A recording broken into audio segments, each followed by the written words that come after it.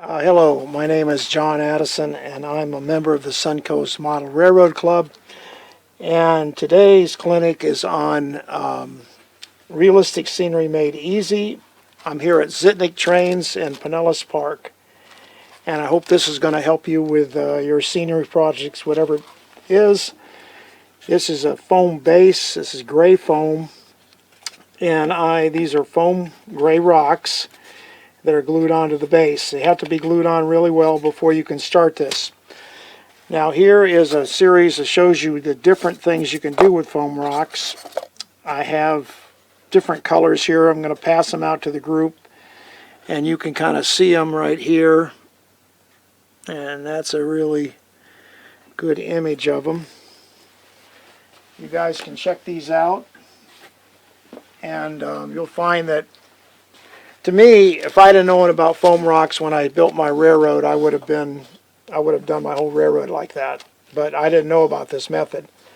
And it's really basically very simple. You just need a serrated knife, and then you just need a piece of this gray foam. I'll just do it on one of these in here. I got a bunch of them here. Here's a black one that I just did. And here's some other ones. You can see again, the realism in them is extraordinary, really. It's just incredible. And they don't weigh anything. The problem with my railroad, my modular railroad, is I have a couple of trestle modules, and they're extremely heavy because it's all plaster rock.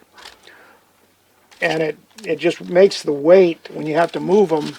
I used to do a lot of shows, and it was, you had to work out setting the thing up. You really did, and taking it down, because you had to get it safely out of the trailer, set it up, and then get it back in the trailer. So it was quite the feat to do that without hurting yourself or breaking something or whatever.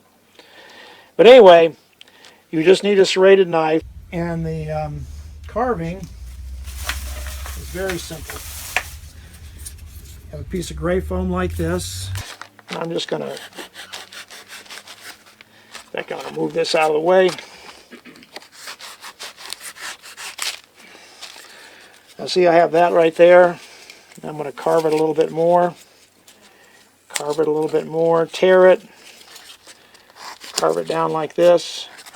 Put a couple slices in it, like so, like stress cracks. Right now I have a rock that's ready to paint. Now you paint it, you just paint it black like this one right here. You can see that right there. It's hard to see because it's black, but that's all you do to it. And after the black paint is dry, you just take, I have a bunch of series of paints I put out here on this paper plate. I have raw sienna and a yellow and an off-white and black and this color over here, which is a mixture of brown and, red and raw sienna. Now I'm going to take this white and mix it with a little bit of this raw sienna and yellow. And I'm going to show you real quick what you do here. I'm just dry brushing the color on, and it'll change right before your eyes. And the beauty about this is, if you get too much on, you don't like it, you just paint the rock a black again, let it dry, and start all over again. So you can fix them that way if you just get something you don't like. Now, depending on what color of, what area of the country you're modeling, will have a lot to do with what area you model. But quickly change, I don't know if you can see it or not in the camera, but you quickly change the color from one thing to another just by a little bit of dry brushing. And I use a bristle filbert brush to dry brush. I brought this brush to show you. It's a cheap brush, but bristle filbert long bristle brushes are better for dry brushing. I use them to make clouds on backdrops and all kinds of stuff like that, and they really work really well. If I add more yellow and white, I change the rock again.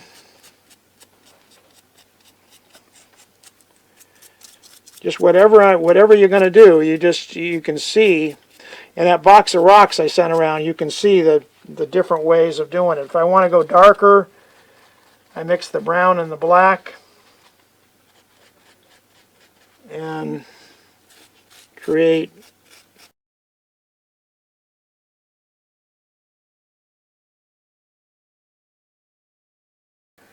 so anyway, I want to pass this around. I just hold it up here real quick where you can see it. It's still in focus there. And you can see how, and it weighs nothing, of course. Now, people ask me where to get the gray foam, and that can be a problem. You have to search for it, Google it online. You can always find the blue and the pink foam, and you can do the same thing with them, but the density of the foam is different. The blue and the pink foam are not, when you carve them, they don't have as much, they don't hold the detail as well. And with blue and pink foam, when you paint them black, you have to paint every square millimeter black, because anything you don't hit, you hit any place at all, blue or pink, and it'll show through if it's not covered. So, and that's another problem when you're painting it, because the dry brushing is kind of a little rough, so you're going to scrape off things. With the gray foam, of course, you don't have to worry about that, because if you scrape something off, you're just going to see gray, and your eye will never see it. It just won't. You'd have to look at it with a pair of magnifying glasses to see any imperfections like that. Now, for plaster, they have a lot of, here at the store, they have a lot of good woodland scenic molds. And those molds are really good for doing plaster rock. I do a lot of plaster rock. This is a piece of plaster. This is a plaster wall. And I think you can see the detail on it there pretty good. And basically, you make washes. This is the tricky thing about staining. After you get your rock wall, you pop them out. And by the way, those Woodland Scenic rubber molds, they'll last forever. They really will. You can literally cast hundreds of rocks. And the way you get, when you cast a rock, let's say you have only 2 or 3 rock molds and you have a big rock face you want to do, but you don't want to have the same rock everywhere, 2 different rocks and all over the place. What you do is you cast them and then you simply take them and drop them on the floor and they break. And you get natural cracks in them. And you see, you can also I've also put them in a towel and taken a hammer and kind of beat on them. And you get all these different kinds of things, different rocks, and all of a sudden that one rock becomes 20 different rocks. And that's how you get around that stuff. The other way you can do it is you can put the plaster on your mountain or whatever, and then you can wait for it to get certain hardness, and you can start carving it with a butter knife, and you can do some nice work that way. As long as you just kind of pay attention to the way rocks look. But anyway, to stain plaster is real simple. I'm mixing up a stain right here. This is raw sienna. And I'm trying to get it dark enough to do it where you can see it a little bit. I'm going to put a little bit more in there, because I don't think I have enough. There we go. And mix it up real good. But you can see how you stain it. Now that's a little bit too heavy. I'm glad I did that, because that kind of shows you when you get too heavy with it. The trick with it is really light stains. Here on this side here, you can see what I'm doing. I'm changing the color of the rock already with a different stain.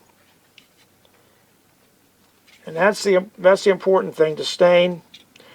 And with plaster rocks, if I'm doing plaster, I work on the rocks flat on my workbench before I take and glue them onto the foam. That's how I do that. But anyway, it's a series of light stains, and you build the color up over time. It must dry. You must dry between stains. It's very important to let it dry completely. And this may be if you put the rocks out in the sun, it's a hot day, you know, in 30 minutes they'll be dry.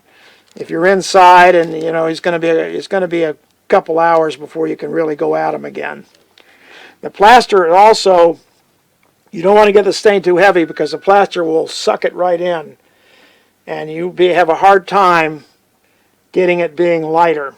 It's always easier with plaster to add more color to get it darker than it is to get it too dark and then try to go back and make it light.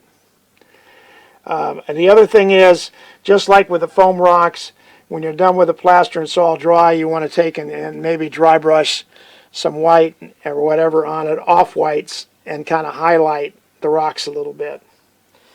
Now I'm going to pass this around so you can see already. I stained that this morning with like a black wash, and you can see up at the top. Now we're going to get back to the basic scenery, whether you have plaster or foam rocks, like I have foam rocks on this diorama. We're going to get back to the meat of the clinic. This is powdered sawdust. It's been filtered. This is the best stuff. If you're using regular sawdust, it's not the powdered stuff is what falls straight down from the saw. The other stuff is the stuff that gets blown all over the place that they sweep up. This is the really fine, great stuff. In any kind of wind, it'll almost blow away in your hand if you have it in your hand. If you're using regular sawdust, you have to filter it with a screen or something, and you cannot use sawdust that's contaminated. And what I mean by that is if it has formica in it or any kind of colored wood in it, it's not going to be any good, because you have to have it has to be pure. Just whatever color the wood is, whether it's redwood or it's just regular pine, whatever it is, it has to be pure. It can't have any kind of, and the screen will get all the big pieces out, because you don't want the big pieces in. If you have to strain it. You have to. And so any kind of screen that's used, but here you can see what it's like. Now, of course, when you have your rock face like this, what you do is you simply spray it with wet water. This is not the best sprayer, but we're going to use it. Now, here's my sawdust. And the way you mix your sawdust is you get it moist. Okay, and then you add a ton of white glue to it. A lot of white glue. And that's how you do that. And you kind of know it. It kind of becomes like a putty, kind of sticky and stuff like that. And it sticks to good things. Now you can use this for any kind of scenery, whether you're doing mountain scenery or you're doing desert, or you're doing Florida scenery, anywhere where you want to have the ground, because the ground's not going to be perfectly level. And what this does is it makes the rocks just look like they're coming right up out of the ground, like you would see if you went up east in the Appalachians, or if you go out west in the Rockies. That's what you're going to see, the rocks jutting up out of the ground, depending on where you're at. And this is pretty moist, but I wanted it that way on purpose. It has quite a bit of glue in it. You can store this in the refrigerator, by the way, and just make sure you mark on it so nobody thinks it's cookie dough and they're ready to bake it in the oven, because it looks a lot like what you'd make chocolate chip cookies out of. You could have fun with somebody if you put some chocolate chips in it and put it in the oven until they take their first bite.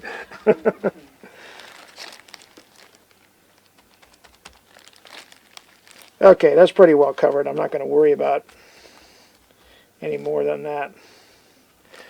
Now, after you get that done, you're ready to start applying your dirts. And I'll kind of show this up here real quick so you can kind of see it, what it looks like. Everybody can see that out there. Okay. Now we're going to add, now this is Florida gray dirt. It's just been baked in the oven, 150 degrees for a couple hours, or you can put it in the microwave put it in the oven, you got to kind of stir it up. And dirt does have a smell, but again, the dirt is the same way as the sawdust. You can't have any. You can't go to a construction site and think you're going to gather Florida gray dirt, because it's going to be full of all kinds of impurities. It has to be pure. It has to be what I call virgin dirt. So you either go out in the woods somewhere and get a shovel and dig down, and you'll know if it's virgin dirt, because you'll pull it up and it'll be just gray and sand in there, and it won't have any kind of impurities in it. But anyway, this is your base dirt, and the reason that I use this is because this is your shadow color. And you sprinkle it on the wet sawdust and glue mixture, your paste in other words. You don't worry if you get it on the rocks, it's no big deal. But this is important, because this will give your shadow color later on. And it may seem insignificant, but it's really not, because the shadow color is what you want to create the illusion of depth of your scenery. And using real materials is best for this thing, especially for the dirts. That's what you really want to do. Okay, I've got a good base of gray on there. I'll hold it up there again so you can see that. And you can see what it looks like there. Now, I have a couple of, this is I think this dirt's from Colorado. This is almost like a golden tan. And I have this yellow here. Now this yellow is a power color. You really want to be careful with that, because you can really get some things that you don't want to do unless you're trying to model that. I'll start out with this color. Now, because the sawdust is good and wet and has a lot of glue in it, the dirt is automatically already absorbing the water, which is really what I want to happen. And again, you don't want to go crazy, not too much. It's less is more. You can always add more later on. This is the yellow. I'm being very sparingly with this now, because it's a power color for sure. I'm just giving a hint here and there, and I'll hold this up where you can see it. Yeah, right there. Just a hint. I'll hold it right there where you can kind of see it. Okay. All right, now we're ready for our rock, and there's all different kinds of rock. I think this rock right here, it came from North Carolina. I'm not really sure. A lot of my rock comes from Colorado or out west. And I'm going to sprinkle this on just like so.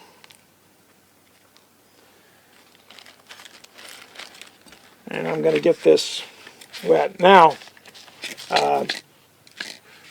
you can take one of the ways to get smaller rock, like this is good in small rock, and one of the ways to get smaller rock is to take a coffee grinder and grind it up. You're not going to use the coffee grinder anymore for anything but scenery stuff. You also can grind up sticks and stuff like that.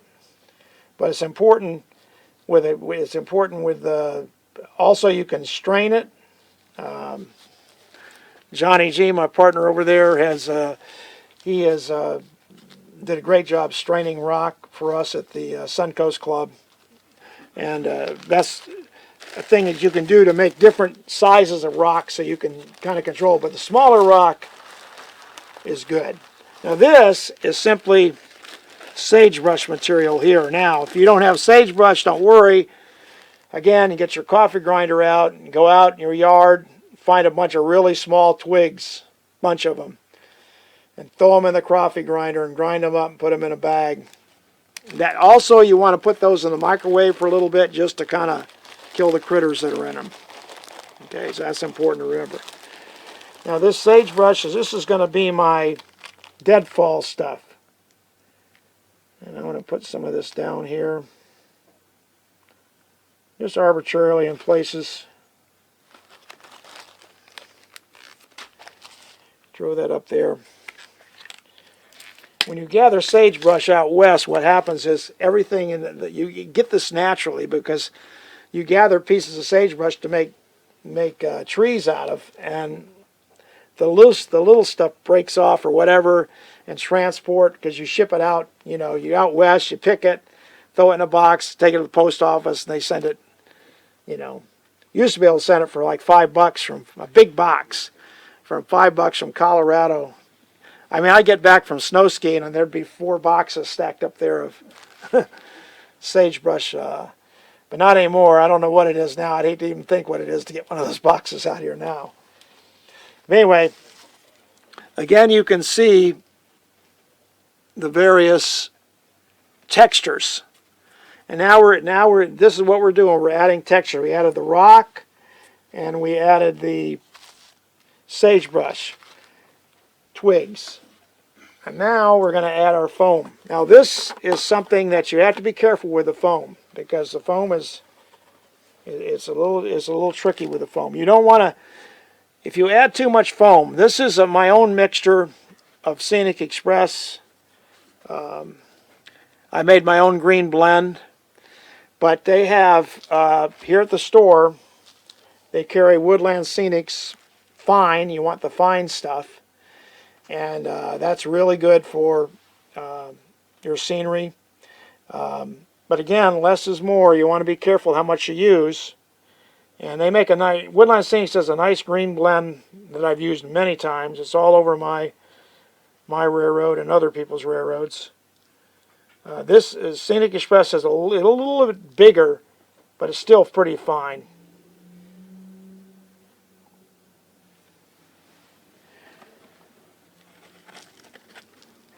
Now, you notice I'm applying water as I go each time. Just to kind of lock everything down. Now this is my coarse material. This is called Super Turf.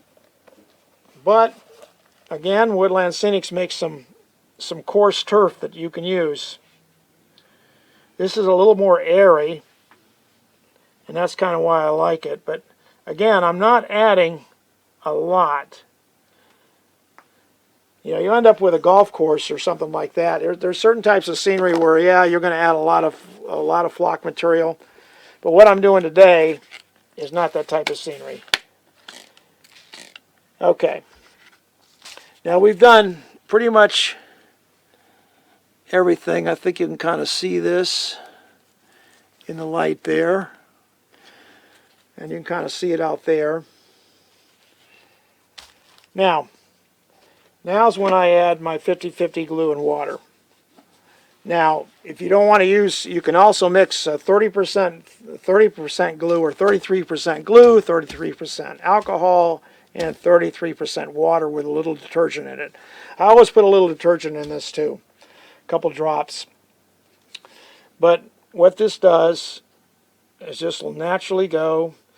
Now, when you do that, when you're gluing stuff down with your 50-50 glue or your alcohol glue mix, you have to make sure that you cover everywhere. That's important. Now, the beauty about this scenery method is that, among many things, is let's say later on I have a small structure and I want to put it right here on my layout where this part of my scenery looks like this. It's real simple. I just get it wet, wait about 30 minutes, and then come in there with a knife and a putty knife, whatever, and start lifting it up, and it all just comes right up. And it takes about, in Florida, this takes anywhere from 4 days to a week to dry completely. Okay, depending on everything, what the weather is like out there, what the weather is like inside your home, and all those things are a factor in there. I almost set my Silverton on fire. I was doing a thing like this, scenery like this, and I wanted to dry for a show that was coming up. So I put a heat lamp on it. And on foam, what happens is, luckily, I left it for a few hours, but I happened to go back out in the garage where the module was. This is a big round module, and I happened to go back out there, and the smoke was coming off the module. And I turned it. Of course, I took the heat lamp off right away, but it actually caused the foam to expand.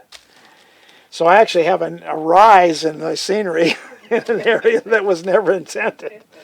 So those are things that can happen when you're not, you know, just things you learn.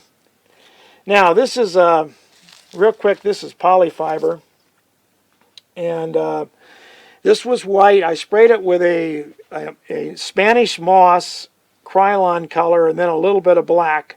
I sprayed both sides of it. I stretched it out thin. This is an easy way for you to make weeds and bushes and stuff like that. Now this hairspray,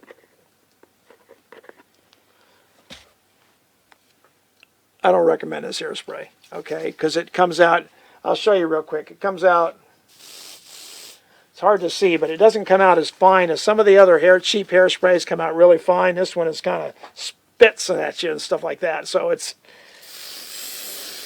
but anyway, that's all you do is spray it like that, and then you apply your flocking. Now, if you can find black polyfiber, I think the store might be able to order it for you, and that's the best, because you don't have to do anything to it. You just apply it, and you're done. But this is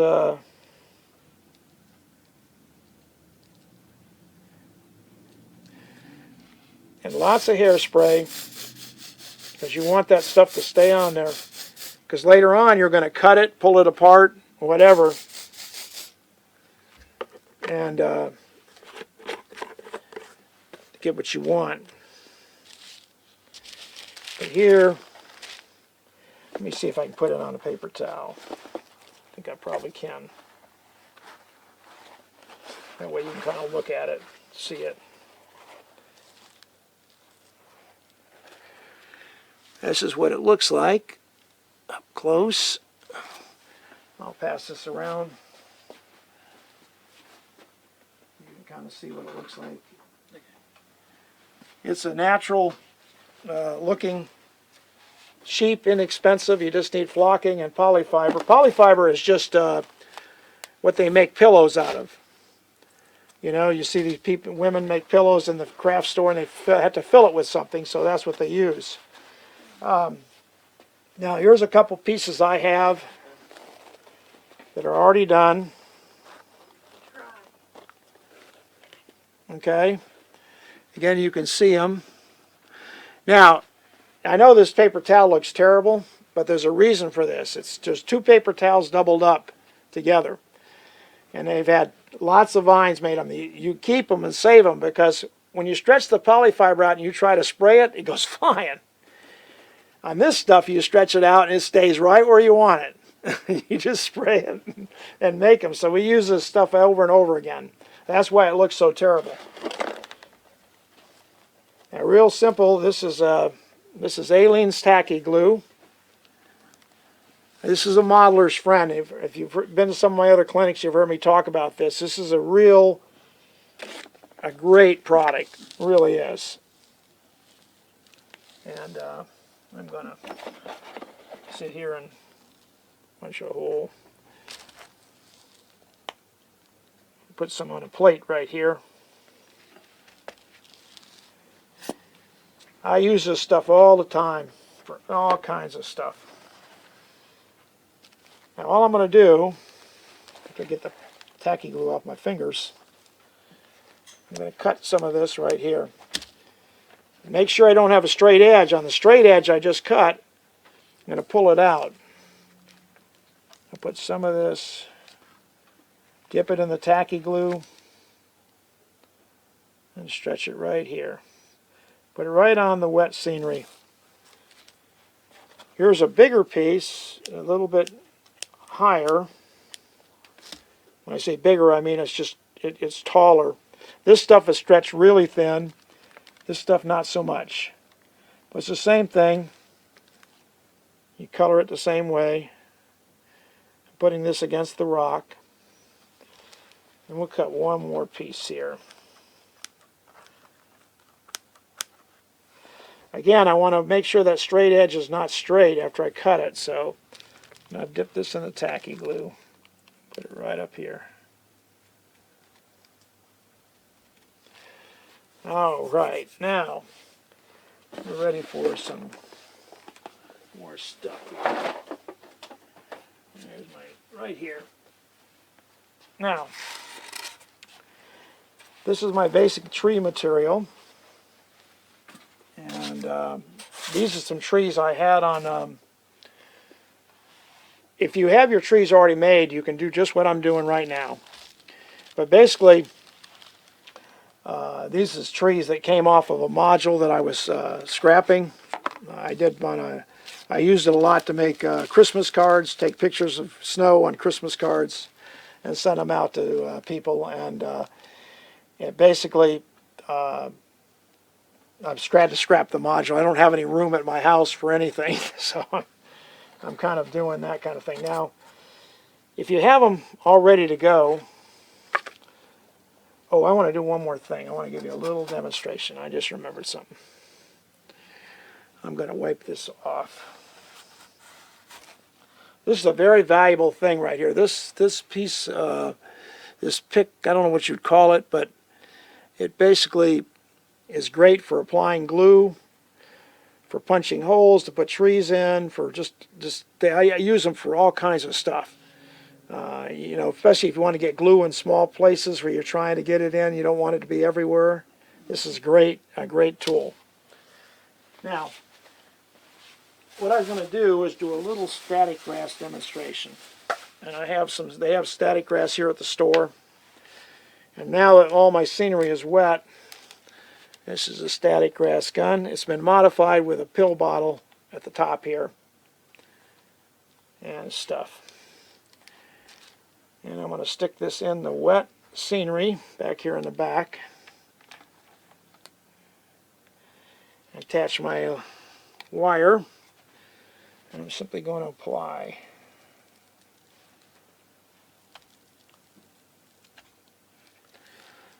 Now I'm going to spray it with a little hairspray. Apply it a little bit more.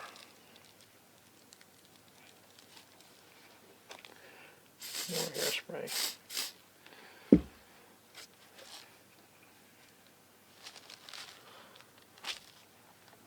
Now some of this static grass it's in this gun is stuff I used, I bought right here at the store, and stuff, they sell it over there. Different. I don't recommend anything bigger than 6mm. Stay away from the 12mm. And stuff. Now if you want to get real fancy, I didn't do it here, but what you can do is, I'll hold this up where you can see it. But if you want to get real fancy, and there you can see it out there, you can add hairspray and a little bit of yellow or brownish, light brownish flocking to the grass, and it'll look like it's got flowers in it. As long as you add just a little bit. Just kind of sprinkle it on after you spray it with hairspray, and does a really nice job of that kind of stuff. Now, for the trees you always want to have, you just simply dip them in tacky glue, and then you just plant them right in here. And you want to make sure that your trees always go in groups of uneven, like 3s and 5s and things like that. Don't ask me why, that's just the way it works out. So I'm going to put one up here and a rock up here. And we'll put one more in here.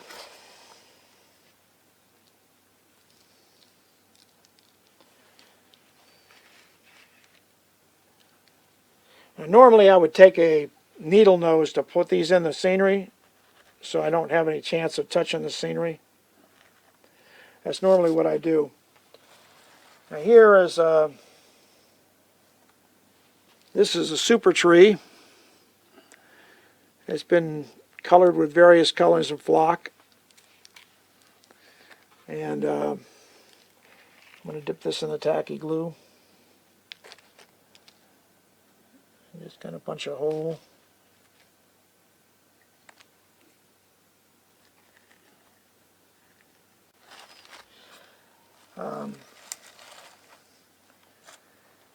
This is super tree bushes.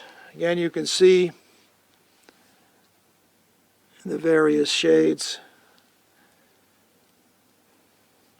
Same thing, dip it in tacky glue.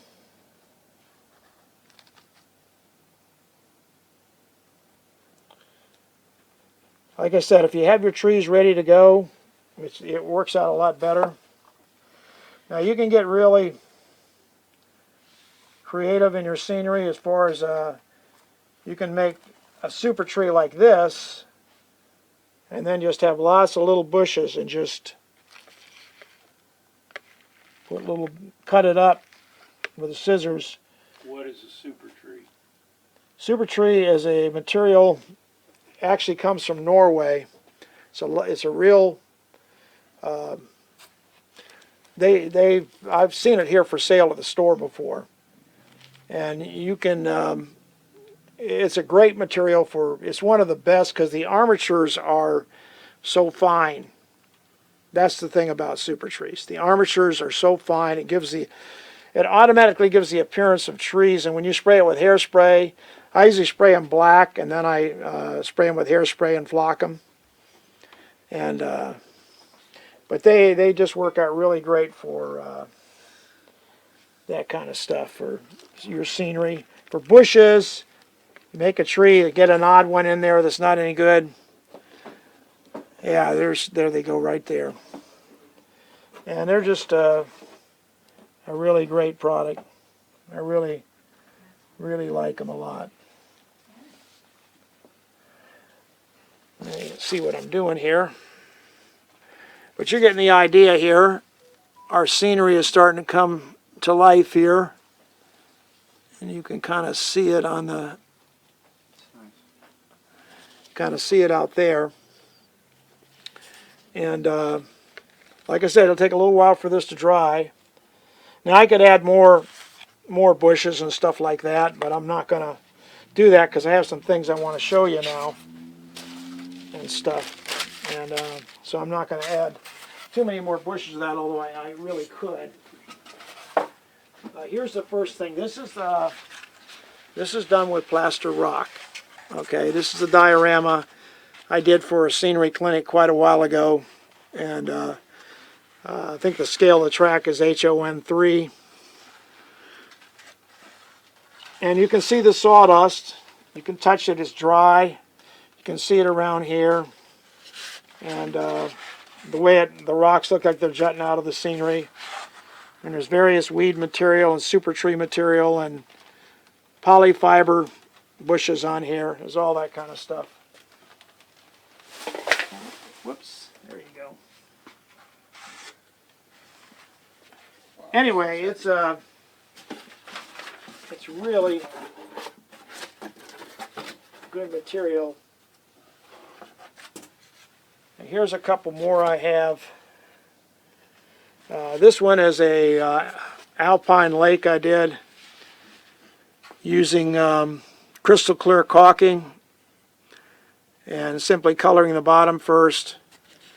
And this shows you the fine rock and just the super tree material. It kind of gives you just the whole overview of the whole thing. And it's important to do the Bob Ross thing where you fade one color into another. There you go. I brought this because it just shows you the foam rocks and the beauty of them.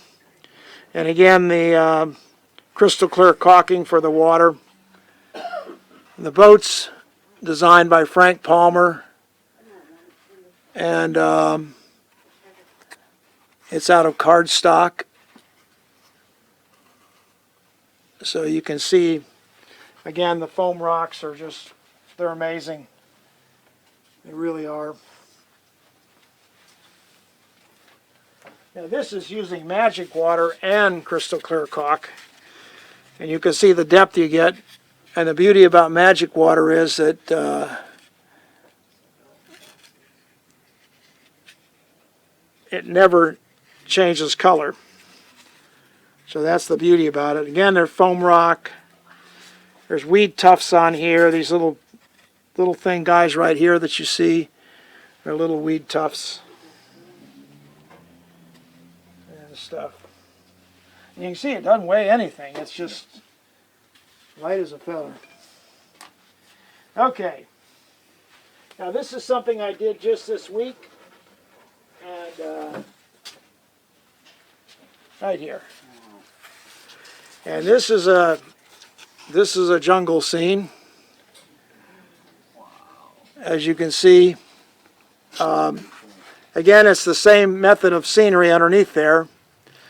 The foam rock and the sawdust. Now the plants, I wasn't going to do anything like this, and I got the idea this week because I went shopping on Amazon. You hold it on both ends like this, and you kind of look around at all of it. But I bought a bunch of scenery stuff on Amazon, and unfortunately, it was way out of scale for what I thought it was going to be. Here you can see the stuff kind of in a raw. Now all those jungle-like philodendron and all that other stuff in there, all that stuff was heavily doctored. It comes okay, but you have to play with it. And I spray it all with a flat fixative by Krylon first to try to get some of the shine off of it. And then I start adding various colors of paint and stuff like that. But you have to remember that Amazon's not necessarily the best place to shop for scenery stuff. So most of my scenery stuff comes from train shops. So, but anyway, I had to do something with them, and it's a hassle to send the stuff back. So I ended up just using it in that. I went to Michael's and bought the tigers and stuff, and I just thought it'd be fun to mess around with it. I had a lot of fun with it this week, playing around with it, so it was a lot of fun. Now those leaves on the very front of it, those dead leaves, those also came from Amazon, and those are actually pretty cool. They're little maple leaves. Now they're really more for O scale. They won't work in HO because they're just too big. And I don't know if you'd even see them hardly in HO anyway. But those would be good for putting them on underneath your trees in an O scale scene. You had a tree, you know, or putting them on a rooftop where, you know, they gather in the roof crevices of the roof where the roofs meet, and you have leaves up there. It would be really cool for that kind of stuff. And they give you like 4 colors. But like I said, I would not recommend Amazon for scenery material because I had a couple of gift cards, and I said, well, what the heck, I'll just go ahead and, you know, spend it on that and just see what it gets. But what it looks like in the picture is, you can't tell the size. You have no idea. So, but these are what they look like after you doctor them up. These are sprayed with Spanish moss color. Some of them were touched up with a paintbrush, but that gives you the idea of what they are. Well, again, this is our little guy we worked on. And you can see it. It has to dry out, but it has a lot of interest on it already. And when it's dry, it'll be as hard as a rock. And again, you want to change it later on, add a river, add a structure, whatever you want to do. It's just foam underneath there. You just get it wet and pop the stuff off. That's all you got to do. Does anybody have any questions? Whole list of those tall trees. Are those the wire trees? And then These guys? No, the tall ones. These, yeah, those are what we call bulletproof trees. They are floral wire and sisal rope. You can just put it between there, and then you just got some in my throat.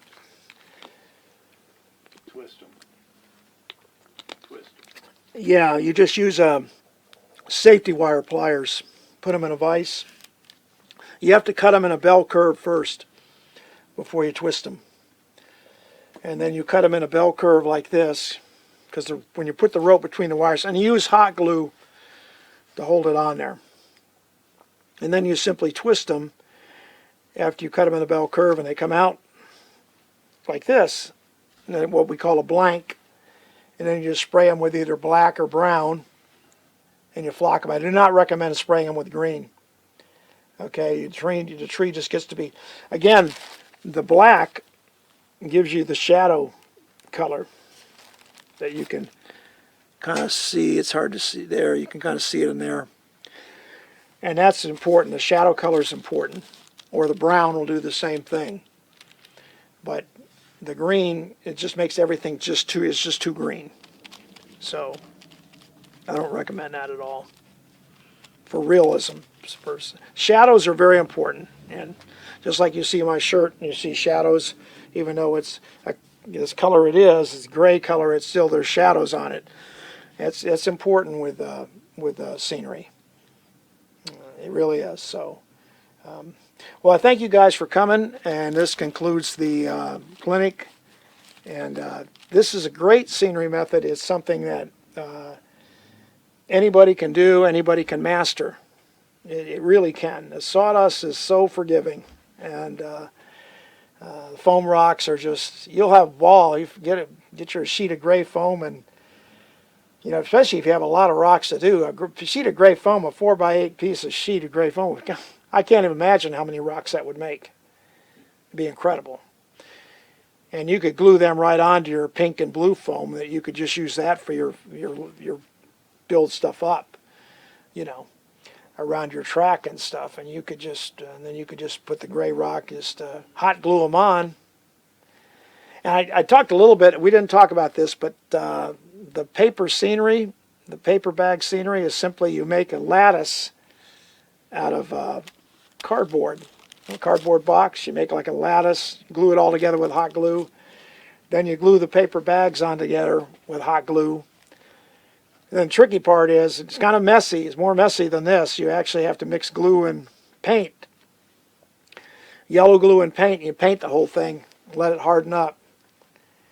And then you start gluing on these beautiful foam rocks with hot glue. You attach them all over it where you want them.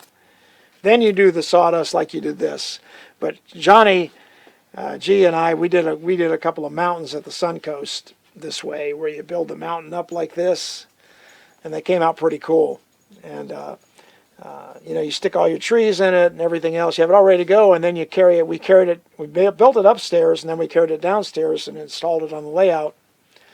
And of course, we used the sawdust around the edges of it to hide all so you wouldn't see any of the paper bag or anything, and blended it right into the scenery. And you'd never know, if I didn't tell you that, you'd never know that that's how it was done. You have no idea. So, but it's a really good method. Howard Zane built his entire empire. All the mountains in there are out of paper, plastic. I mean, not paper, but I forget what it called. It's a paper he buys. He buys big sheets of it, rolls of it at Home Depot, and he uses it over and does the same thing. Paints the glue on there and lets it harden up. And he throws a bunch of dirt and flock on it, and then he starts. His a little different because he's doing Appalachia, so totally Appalachian. So he's got less rock showing, but he still has quite a bit of rock showing on it in various places. Anyway, this concludes the clinic. I thank you guys for coming, and I hope it helps you. Go out there and build something great. You have more talent than you know, so just remember that and use that talent that God gave you, because it's only on loan. So thank you guys, appreciate it.